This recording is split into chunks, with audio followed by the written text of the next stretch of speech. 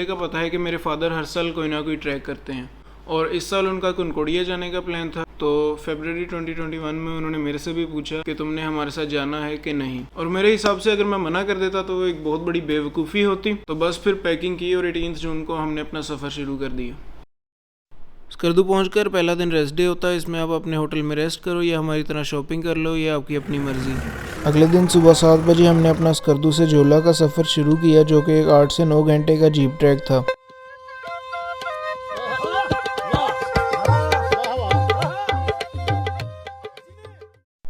अस्कोले ये शुमाल का आखिरी गांव है। इससे आगे सिर्फ वो लोग जाते हैं जिनके दिमाग में फितूर और आंखों में वहशत होती है।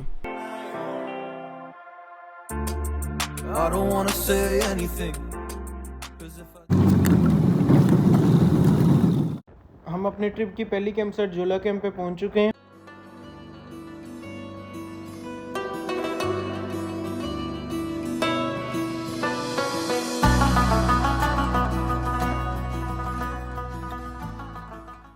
पहले दिन की ट्रैकिंग भी बच गई है और अल्हम्दुलिल्लाह हम फिट हैं। इंशाल्लाह हम करके जाएंगे। मेरा ख्याल है ये इस साल की पहली एक्सपीडिशन है जो बाय जीप यहाँ तक जोला तक आई। बस नहाना है, ठीक है, और नहाने के लिए जगह मिल जाए, टाइम मिल जाए। यार मैं तो बड़ा एंजॉय कर रहा हूँ, मजा आ गया। सो फार सो गुड, बड़ा अच्छा रहा जी एक्सपीरियंस। इट वाज गुड, सारे मोटिवेटेड हैं, सब जाएंगे इंशाल्लाह। बस तीसरा दिन गुजर जाए। अल्हम्दुलिल्लाह जी अच्छा सफ़र चल रहा है। डे 1 से लेकर अभी तक की जो हमारी कमिटमेंट थी वो अल्लाह ताला की रहमत से पूरी हो गई है। ये बहुत अच्छा दिन गुजरा। We are hoping for the best. झोला में सबका इंटरव्यू हुआ, रात का खाना खाया और फिर सो गए। या अल्लाह मौसम को, बीमारी को हमारे हक में रखना। या अल्लाह हमसे मोहम्मद सल्लल्लाहु तआला अलैहि वसल्लम। अल्लाह का नाम लेके हमने ट्रैक शुरू कर दिया। अक्सर लोगों को जोला से पायो वाले दिन में बहुत गर्मी मिलती है, लेकिन हम शायद थोड़े लकी थे तो हमें इस ट्रैक पे भी ठंड ही मिली।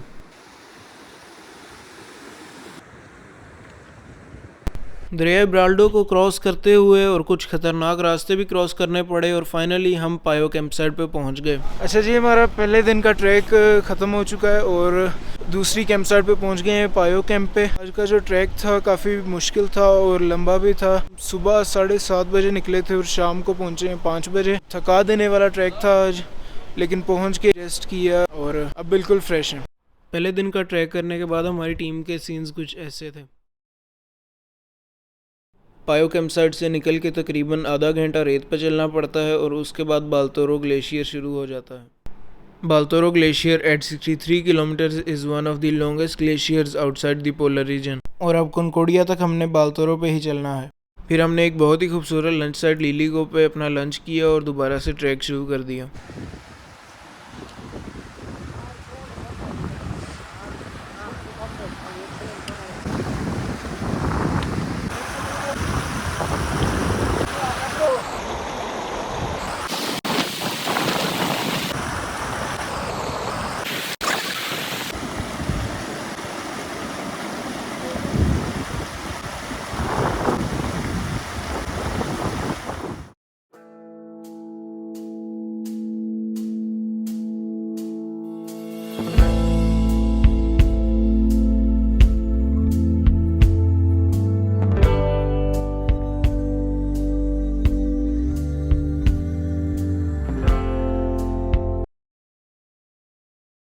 दिलों में तुम अपनी बेताबियां लेके चल रहे हो तो जिंदा हो, नजर में ख्वाबों की बिजलियां लेके चल रहे हो तो जिंदा हो।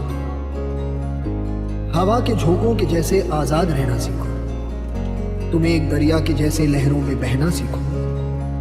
हर एक लम्हे से तुम मिलो खोले अपनी बाहें, हर एक पल एक नया समा देखें ये निगाहें। जो अपनी आंखों में हैरानियां लेके चल रहे हो तो जिंदा हो। हाँ जी जनाब, अभी हम 10 मिनट पहले उस कैंप साइट पे पहुँच गए हैं और अभी हम 4000 मीटर प्लस हाइट पे हैं। ठंड भी बहुत ज़्यादा है, विंडी वेदर है इधर। और आज वाला जो ट्रैक था शुरू में तो वो थोड़ा मुश्किल था, लेकिन उसके बाद जब आइस आना शुरू हुई ग्लेशियर के ऊपर तो मज़ा भी आने लग गया। वीडियोस वगैरह भी उधर बनाई हैं। तो अब खैर सुबह हमने गोरो 2 जाना है और गोरो 2 से फिर परसों कनकोडिया। अभी ये इधर हम बकरा ज़िबा करने लगे हैं। बिस्मिल्लाह अल्लाहु अकबर। सेकंड ठहरो, अभी खून निकलने दो, बाद में उसको करना है। निकलने दो, खून निकलने दो, ठंडा होने दो उसको, ठीक है। फिर हर कैंप साइट पे हम थके हुए पहुंचते थे, सारे दिन का ट्रैक डिस्कस करते थे और डिनर करके सो जाते थे। लेकिन खबुरसे से उर्दूकोस वाला ट्रैक थोड़ा छोटा था और हम जल्दी पहुंच गए, तो यहाँ पे हम आज गाने लगा के पार्टी करने लगे हैं।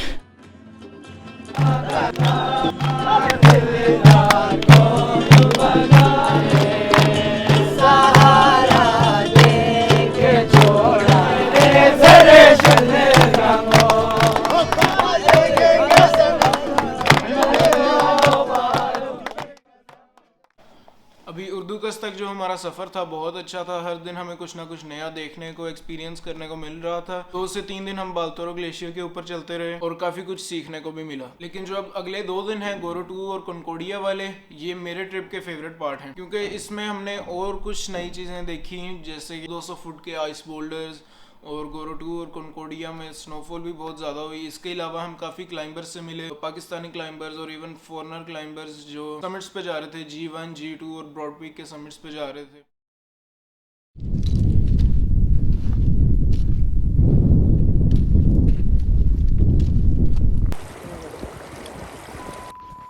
ये वीडियो बनाते हुए मैं स्लिप हुआ और मेरी एक टांग इस ठंडे पानी के अंदर गिर गई, जिससे मेरी टांग रेड और ब्लू कलर की हो गई और ठंड लगने लग गई, जिस्म कांपने लग गया। और गोरो 1 पहुंचने में हमें 10 से 15 मिनट रहते थे। मैं किसी तरह गोरो 1 पहुंचा और उधर जा लेके आगे अपना ट्राउजर, अपनी टांग और शूज, सॉक्स वगैरह गर्म करके सुखाए।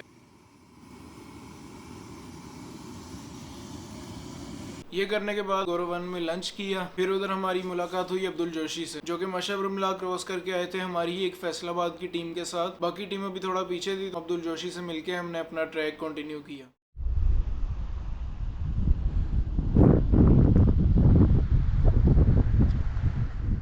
हम गोरो 2 कैंप साइट पे पहुंच गए और ठंड भी बहुत ज़्यादा है। कल इंशाल्लाह हमने कनकोडिया जाना है। ये हमारी कैंप साइट है गोरो 2। ये हमारे कैंप्स लगे हुए हैं। इस सारा Baltoro glacier, one of the longest glaciers outside the arctic region. जब हम गोरो 2 पहुंचे तो उधर ठंड तो बहुत ज़्यादा थी, लेकिन स्नोफॉल नहीं हो रही थी और ग्लेशियर पे ब्लैक और ब्राउन कलर के पत्थर पड़े हुए थे। लेकिन अगले दिन जब हम गोरो 2 पे उठे तो उधर के सीन्स कुछ ऐसे थे।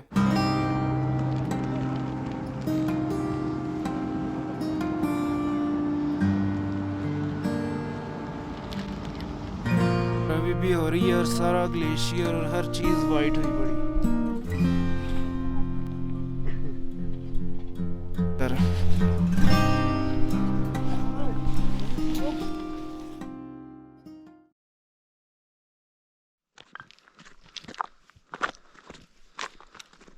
बाकी दिनों की तरह इस दिन भी हमने सुबह 7 बजे चलना शुरू कर दिया। हर कदम पे हमें अपना रास्ता भी खूबसूरत लगने लगा और डेस्टिनेशन पे पहुंचने की एक्साइटमेंट भी बढ़ती रही। ठंड भी बढ़ती रही, ट्रैक भी मुश्किल होता रहा, लेकिन हमने अपने आगे सिर्फ K2 और ब्रॉड पीक को इमेजिन किया और चलते रहे। इतने दिन लगातार चलने के बाद दुनिया के 14 में से 2 8000ers मेरे बिल्कुल सामने थे।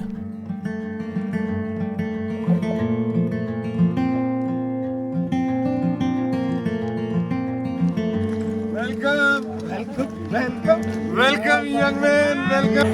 Done a great job, mashallah.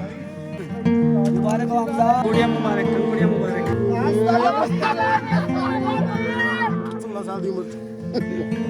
यार great job. Hamza. Well done बेटा, mashallah, great job बेटा।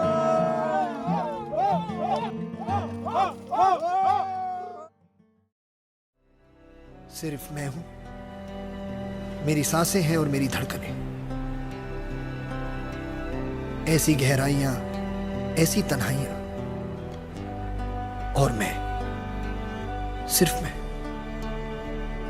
अपने होने पे मुझको यकीन आ गया।